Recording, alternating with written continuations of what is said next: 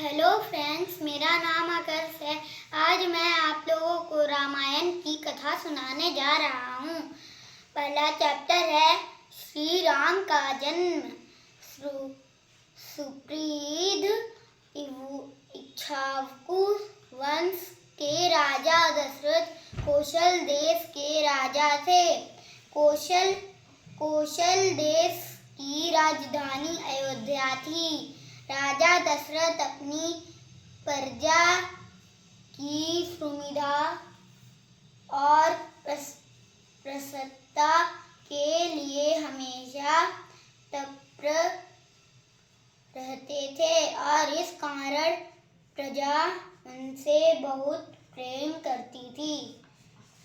यद्यपि राजा दशरथ के पास सुख के सभी साधन थे, परंतु उनकी कोई संतान न होने के कारण वे बड़े उदास रहते थे। रावण राक्षसों का एक महान शक्तिशाली राजा था। वह इतना शक्तिशाली था कि उसने स्वर्ग के देवताओं को भी उत्पीड़ित कर दिया था।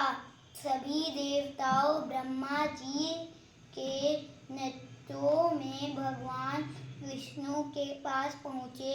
ब्रह्मा जी ने कहा, प्रभु आप कृपा करके रावण का संहार कीजिए तथा हम लोग की रक्षा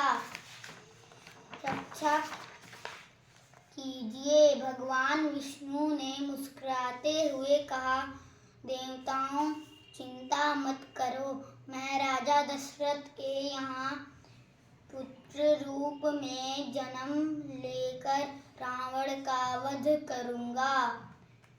उधर राजा दशरथ ने ऋषि के नेतृत्व में एक बड़े यज्ञ का अनुष्ठान किया।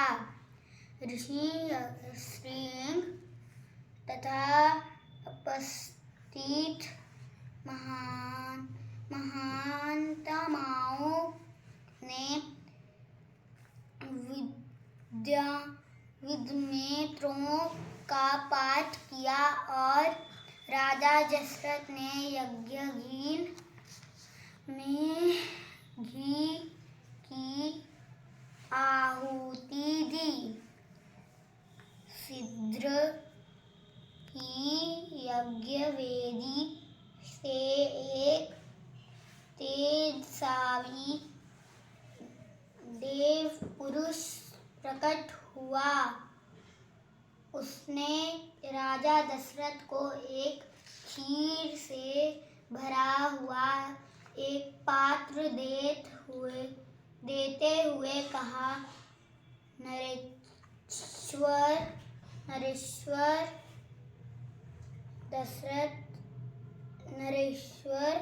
दशरथ देवताओं ने प्रसन्न होकर तुम्हारे लिए यह खीर भेजी है। इसे अपनी रानियों को दे दो। तुम्हारी संतान प्राप्ति की इच्छा अवश्य पूरी होगी। राजा ने उस पात्र को आदर पूर्वक लिया और खीर अपनी तीनों रानियों में बांट दी। इसके फलस्वरूप राजा दशरथ के देवश्री 4 पुत्रों की प्राप्ति हुई। उन चारों में सबसे जय ज्येष्ठ का नाम राम रखा गया। वे राजा दशरथ की प्रथम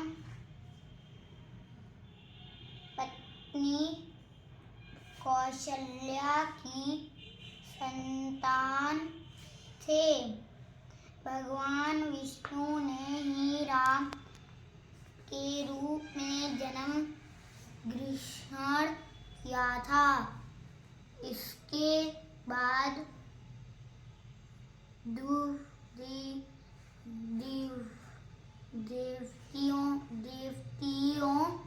देवतियों पत्नी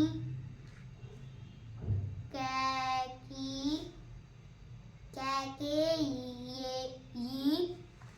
ने भरत को तथा तृतीय पत्नी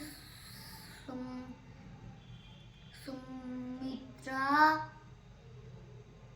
ने यज्ञ लक्ष्मण तथा शत्रुघ्न को जन्म दिया। राम का जिस दिन जन्म हुआ उस दिन रामनवमी का उत्सव मनाया जाता है। Thank you friends. फिर मैं दूसरा चैप्टर ऋषि विश्वामित्र का अयोध्या आगमन सुनाऊंगा अगले दिन।